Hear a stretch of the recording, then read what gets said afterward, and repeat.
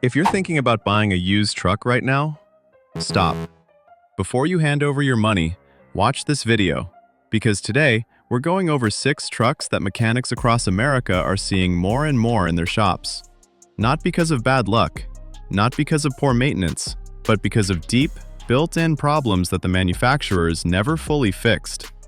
These are trucks that looked great on paper, sold by the millions, and are now showing up at dealerships, Facebook Marketplace, and auctions as owners try to get rid of them before the next big repair bill hits. We're talking real dollar figures, real failure points, and real advice from the people who actually pull these engines apart for a living. Let's get into it.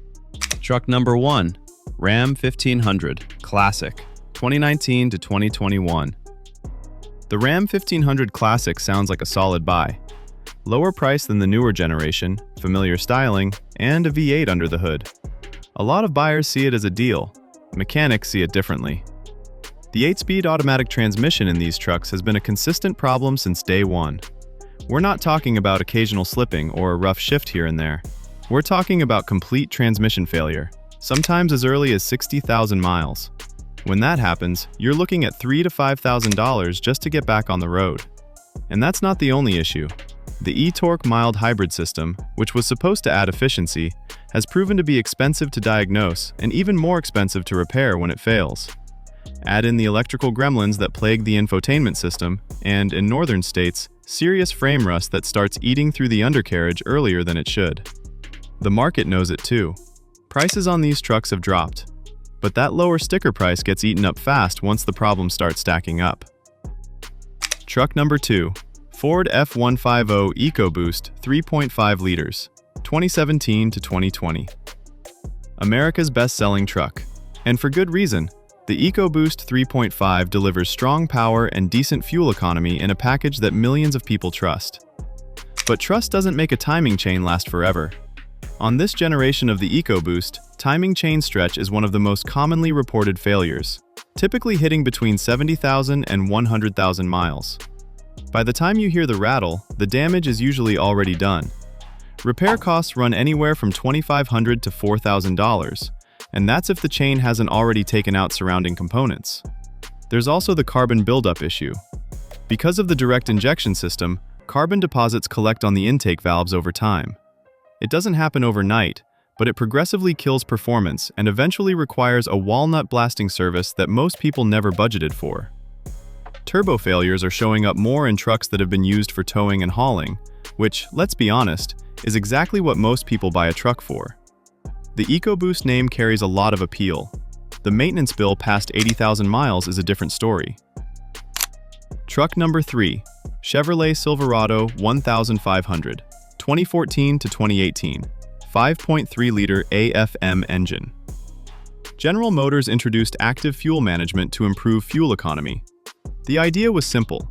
Deactivate half the cylinders when you don't need full power.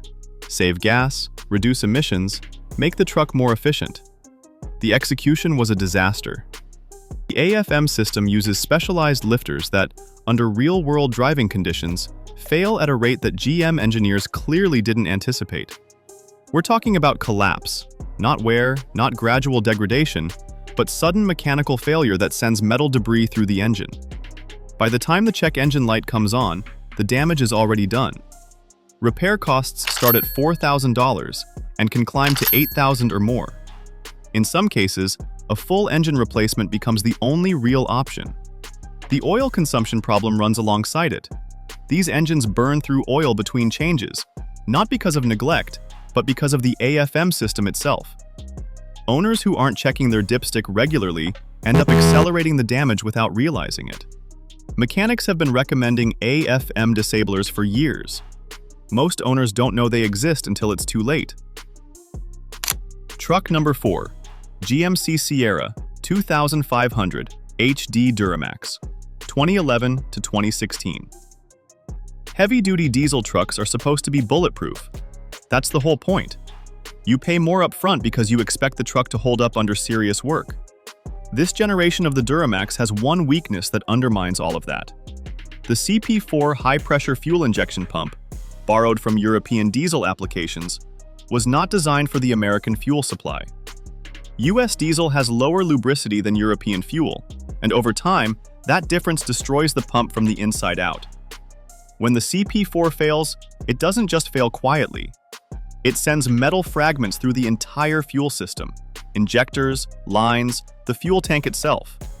A full fuel system replacement runs between $8,000 and $15,000. Some owners have been handed bills that exceed the truck's current market value. Beyond the pump, the emissions hardware on these trucks, the EGR, the DPF, the DEF system, creates its own ongoing expense. Each component costs thousands to replace, and in 2026, with emissions regulations tightening, keeping an older diesel compliant is becoming harder and more expensive every year.